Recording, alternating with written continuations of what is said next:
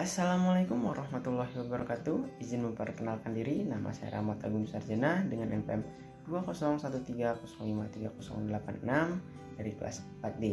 Di sini saya akan membahas mengenai manajemen pembelajaran pendidikan inklusi.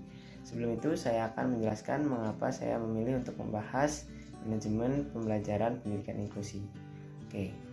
Sistem pendidikan inklusi sudah diterapkan di sekolah di seluruh Indonesia. Namun pada kenyataannya masih banyak sekolah-sekolah yang belum dapat menerapkan sistem pendidikan inklusi ini dengan secara maksimal dikarenakan beberapa hal. Nah, salah satunya itu adalah masih kurang efektifnya manajemen pembelajaran pendidikan inklusi di sekolah-sekolah yang sudah menerapkan pendidikan inklusi. Mari kita bahas. Sebelum itu, kita akan ke pengertian pendidikan inklusi dulu.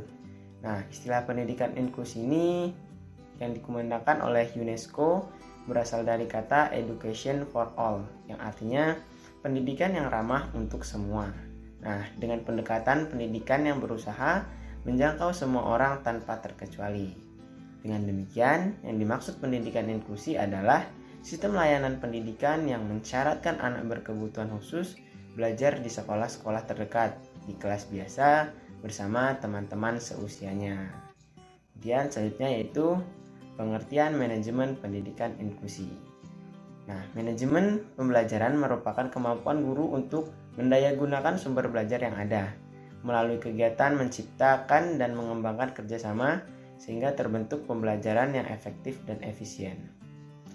Dikutip oleh Arifin mengemukakan pendapat Alben Ambarita dan Suryo Subroto bahwa kegiatan manajemen pembelajaran adalah pembuatan perencanaan pembelajaran, melakukan pelaksanaan terhadap proses pembelajaran, melakukan pemantauan dan penilaian sebagai evaluasi.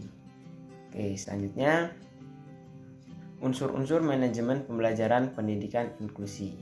Nah, di sini terdapat 4 unsur manajemen pembelajaran pendidikan inklusi. Yang pertama yaitu perencanaan pembelajaran, kemudian pengorganisasian pembelajaran, kemudian pelaksanaan pembelajaran, dan yang terakhir ada evaluasi pembelajaran. Baik, kita bahas yang pertama terlebih dahulu. Yang pertama yaitu perencanaan pembelajaran pendidikan inklusi. Nah, perencanaan pembelajaran pendidikan inklusi adalah perencanaan untuk menentukan model pembelajaran bagi anak berkebutuhan khusus berdasarkan pada kurikulum berbasis kompetensi. Model tersebut memang dirancang berdasarkan kebutuhan nyata oleh guru kelas agar dapat mengembangkan ranah pendidikan sebagai sasaran akhir pembelajaran. Tujuan dari model tersebut adalah untuk mencapai pengetahuan, keterampilan, sikap, dan psikomotor tertentu dari setiap peserta didiknya. Kemudian unsur yang kedua yaitu pengorganisasian pembelajaran pendidikan inklusi. Pengorganisasian pembelajaran pendidikan inklusi yaitu dengan menyampaikan pembelajaran merupakan suatu yang penting. Demikian pula bagaimana menata interaksi antar sumber-sumber belajar yang ada dapat berfungsi secara optimal. Nah, dalam menjelaskan tugas pengorganisasian, berikut ada beberapa hal yang harus kita perhatikan.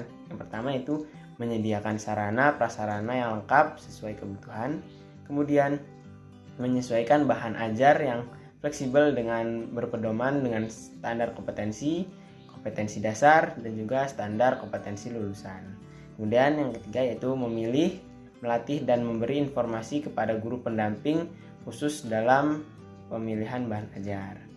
Selanjutnya yaitu unsur yang ketiga yaitu pelaksanaan pembelajaran pendidikan inklusi.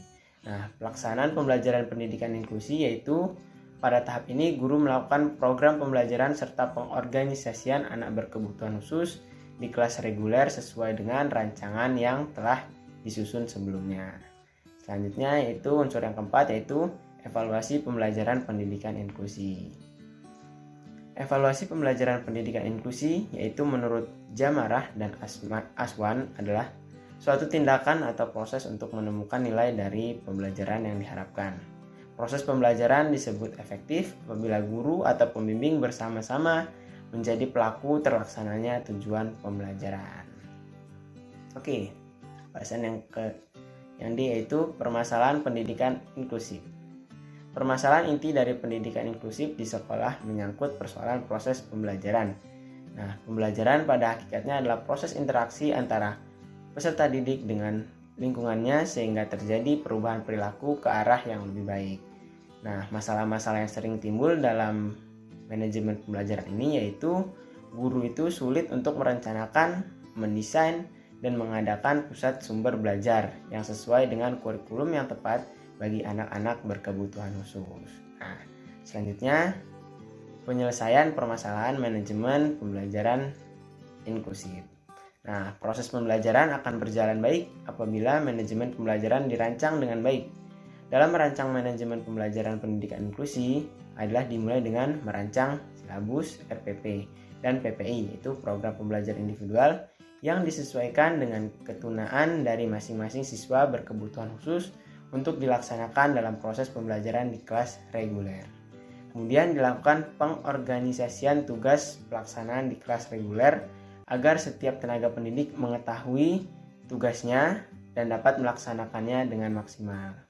Kemudian pada tahap pelaksanaan, setiap pembelajaran pendidikan inklusi mempunyai program pelayanan khusus pada setiap ketunaan peserta didik berkebutuhan khusus. Setiap proses pembelajaran selalu diintegrasikan dengan aspek perkembangan siswa dan beberapa ada yang memaksimalkan bakat, minat peserta didik berkebutuhan khusus. Kemudian yang terakhir yaitu dilakukan evaluasi untuk peserta didik berkebutuhan khusus, dilakukan dengan memberikan review tentang proses pelaksanaan yang telah berjalan dengan memberikan evaluasi hasil penilaian dari pembelajaran siswa. Nah, setelah itu kita ke kesimpulan. Nah, setelah kita bahas tadi, kita dapat menyimpulkan. Nah, dengan manajemen pembelajaran yang tersusun dengan baik, tentunya akan menciptakan pembelajaran yang efektif dan efisien. Nah, manajemen pembelajaran inklusi yang baik pula dapat membuat anak berkebutuhan khusus itu dapat mengeluarkan segala potensi yang ada pada dirinya.